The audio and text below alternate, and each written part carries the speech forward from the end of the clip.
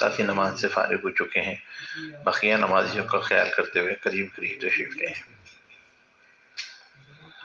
الحمدللہ الحمدللہ رب العالمین والعاقبۃ للمتقین والصلاة والسلام علی رسولہ محمد وآلہ وصحبہ اجمعین۔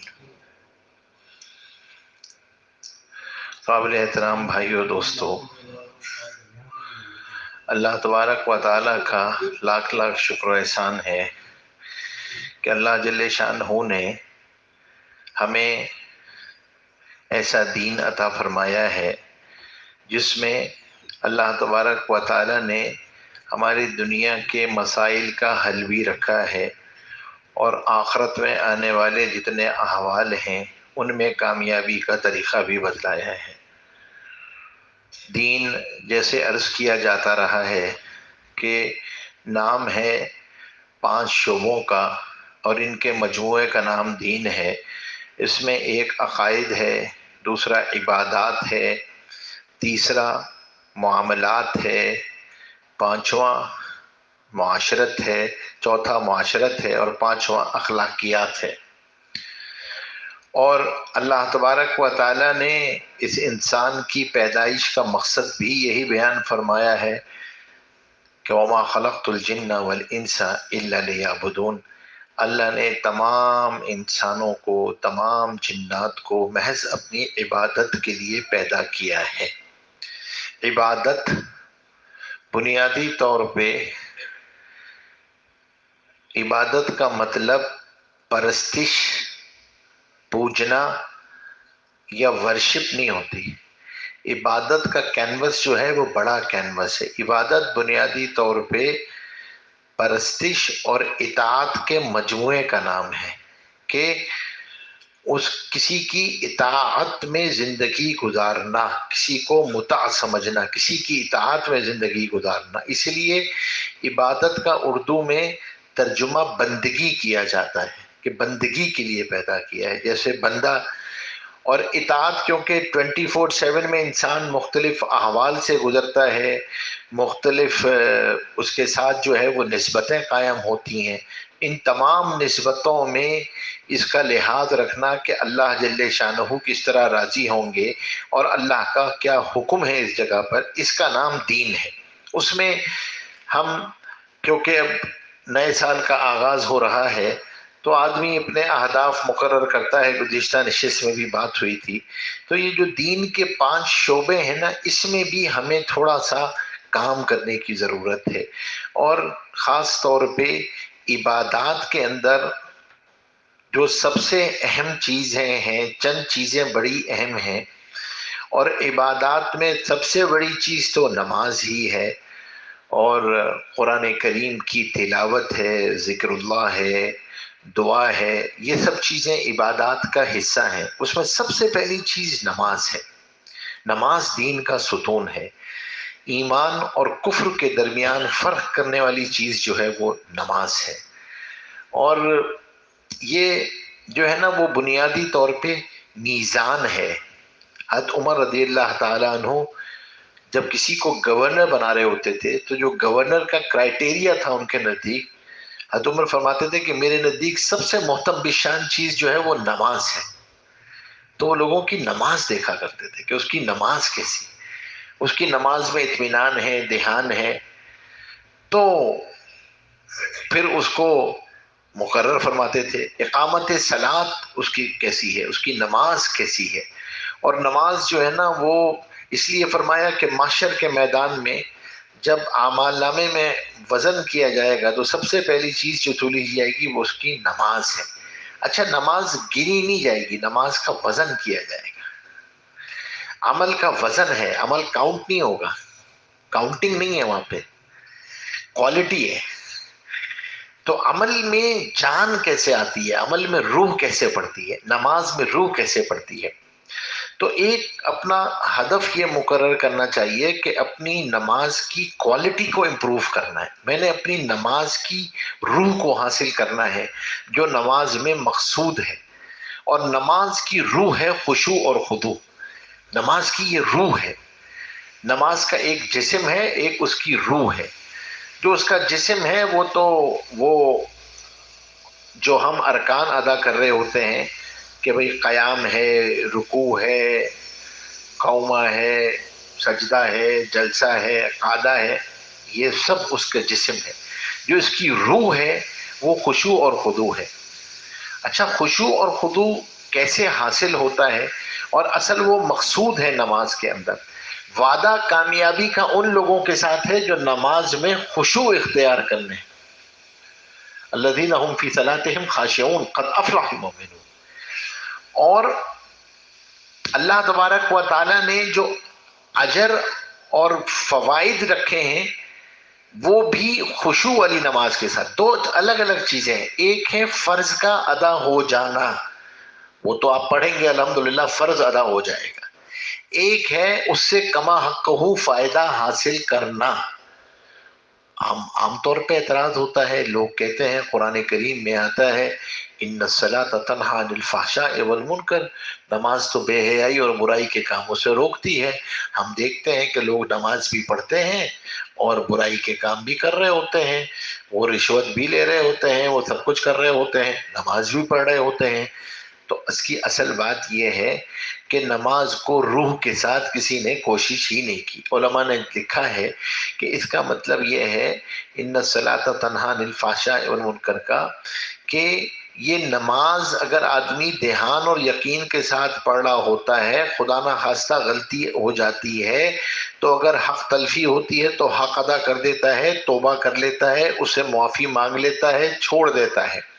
دوسری بات یہ ہوتی ہے کہ اس سے آہستہ آہستہ وہ اس حرام سے نکلتا چلا جاتا ہے، کیونکہ قرآن کریم میں آتا ہے ان الحسنات یذہبن السیئات، نیکیاں برائیوں کو ختم کر دیتی ہیں جس طرح روشنی اندھیرے کو ختم کر دیتی ہے. اندھیرا ختم کرنے کا طریقہ یہی ہے نا کہ روشنی کو لے آؤ، تو اپنے اندر نیکیاں آتی جاتی ہیں تو گناہ چھٹتے چلے جاتے ہیں. لیکن نماز پہ محنت کرنی پڑتی ہے. نماز سیکھنے کی چیز ہے. نماز کی ابتدا ہوتی ہے اللہ کے بلاوے کے ساتھ جب اذان آتی ہے. اس لیے علماء نے لکھا ہے کہ خشوع حاصل کرنے کے لیے مشق جو کرنی پڑتی ہے تو جب سے اذان آئے تو آدمی نماز کی تیاری میں لگ جائے.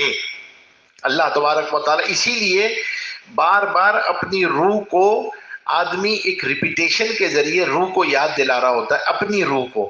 اس لیے اذان کے الفاظ کا جواب انہی الفاظ کی تکرار ہے. اللہ اکبر کہا تو آپ بھی اللہ کی بڑائی کا اختیار کریں تو روح بھی جو ہے وہ اللہ کی بڑائی کا اختیار کرے گی، اور وہ بھی کہے گی کہ ہاں اللہ تبارک و تعالیٰ بڑے ہیں. اور پھر یہ اقرار صرف زبان سے نہ ہو، روح سے بھی ہو، دل سے بھی ہو.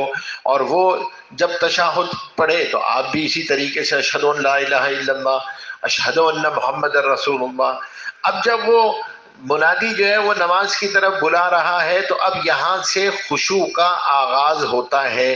سامنے گاہک بیٹھا ہوا ہے، میٹنگ چل رہی ہے، کسٹمر ساتھ بیٹھا ہوا ہے، اہم کام میں لگا ہوا ہے. منادی کہہ رہا ہے کامیابی اس میں نہیں ہے جس کام میں تم لگے ہوئے ہو، کامیابی اس میں ہے کہ اللہ کی طرف آؤ. کامیابی وہاں ہے کیونکہ تمہیں جو گاہک سے ہوتا ہوا نظر آ رہا ہے یہاں سے نہیں ہوگا، ہوگا تو اللہ کے چاہنے سے ہوگا. تو اب جیسے ہی یہ آئے تو اس کا بھی آدمی جواب دے کہ بے شک کامیابی اسی کی طرف ہے. لیکن اس کے ساتھ ایک اور جواب سکھایا، اور وہ کیا ہے؟ لا حول ولا قوت الا باللہ العلی العظیم.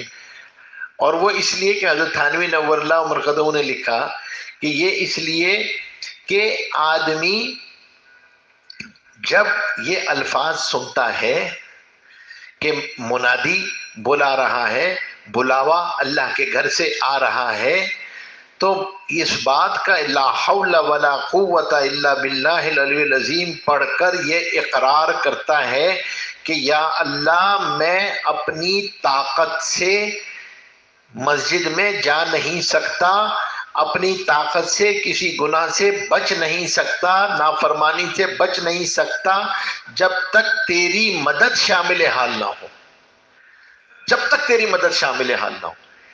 اسی لیے حضرت نے تو ایک جگہ لکھا کہ میرا مزاج یہ ہے کہ وضو کے بعد سے لے کے اسی ذکر کو پڑھتا رہتا ہوں. اور علماء نے لکھا کیوں؟ کیونکہ ممکن ہے مسجد میں آؤ کوئی ایمرجنسی کال آ جائے، آپ چلو راستے میں کوئی کال آ جائے تو یا اللہ میں چل تو پڑا ہوں، تو عافیت کے ساتھ پورا بھی کروا دیجو، یہ محض تیری توفیق سے ہوگا میرے. ہاں آدمی کی نیت، چاہت، دھن، عزم کی ضرورت ہوتی ہے، نیت، طلب، اس کی ضرورت ہوتی ہے، لیکن آتی کہاں سے توفیق؟ اللہ کی طرف سے آتی ہے. تو اس کا خاص طور پہ آدمی خیر، اسی لیے علماء نے یہ بات لکھی ہے کہ اب اس کے بعد جب چلنا شروع کرے گا، بہتر تو یہ ہے کہ وضو کر کے چلے.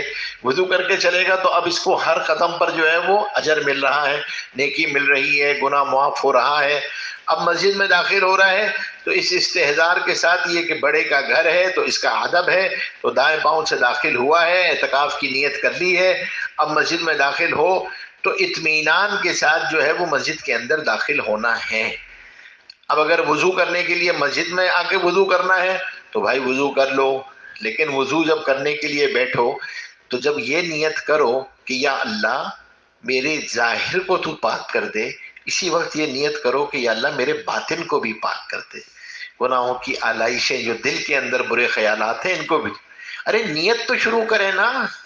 آپ کا کیا ہے بھائی، وضو میں آدمی نیت کر رہا ہے، اللہ تبارک و تعالی ظاہر کے جسم کو تو نہیں دیکھتے، اللہ تو دیکھتے ہی دلوں کو ہیں، اللہ تو دیکھتے ہی نیت کو ہیں، اللہ ظاہر کو، تو اس کے لیے نیت تو کریں. تو اپنی نماز کو سیکھنے کی بھی یہی ہے، یہ جو میں نے آپ کو ساری باتیں بتائی ہوئی نا، علماء نے لکھا ہے کہ توفیق جو اللہ کی طرف سے ملتی ہے یہ 4 چیزوں کے نتیجے میں آتی ہے. آدمی نیت کرتا ہے، طلب صادق ہوتی ہے، دھن ہوتا ہے، اور جب یہ دھن عزم میں تبدیل ہوتی ہے تو پھر اللہ کے یہاں سے راستے کھل جاتے ہیں.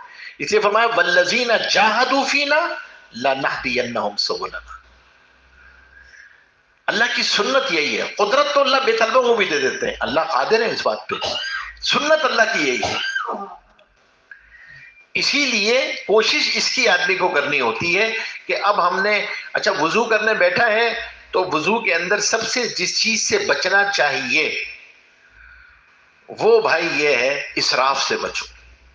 آپ حضرات نے وہ دیکھا ہوگا کہ چلے مجھے موقع لگا تو میں اگلی دفعہ آپ کو لا کے دکھا دوں گا، آپ نے وہ دیکھا ہی ہوگا ساتھی، وہ جو پیالہ جس سے حضور پاک صلی اللہ علیہ وسلم وضو فرماتے تھے، مد جو ہے وہ آدھے لیٹر سے بھی کم ہے، پاؤ سے کوئی زیادہ ہے آدھے، جس میں حضور پاک صلی اللہ علیہ وسلم پورا وضو فرما لیتے تھے. ہم جتنا پانی استعمال کرتے ہیں یہ حضور پاک صلی اللہ علیہ وسلم کا غسل کے لیے اتنا پانی استعمال کرتے. ہم تو وضو کرنے بیٹھتے ہیں تو الحمدللہ 4 ساتھی دائیں طرف والے اور 4 ساتھی بائیں طرف والے مستفید ہوتے ہیں ہمارے وضو کی چھینٹوں سے، ان کو بھی پتہ چلتا ہے کہ حضرت وضو فرما رہے ہیں. تو یہ جو اسراف ہے اس سے بچنا چاہیے. یہ بہت بہت ہی پانی کا اسراف جو ہے، فرمایا دریا پہ بیٹھ کے بھی وضو کر رہے ہو تو اسراف کی اجازت نہیں. کیوں نہیں ہے؟ علماء نے لکھا ہے اس لیے کہ یہ مزاج کا حصہ بن جاتا ہے، پھر آدمی کو احساس ہی نہیں ہوتا اس گناہ کا، اس سے برکت نکل جاتی ہے وضو کی.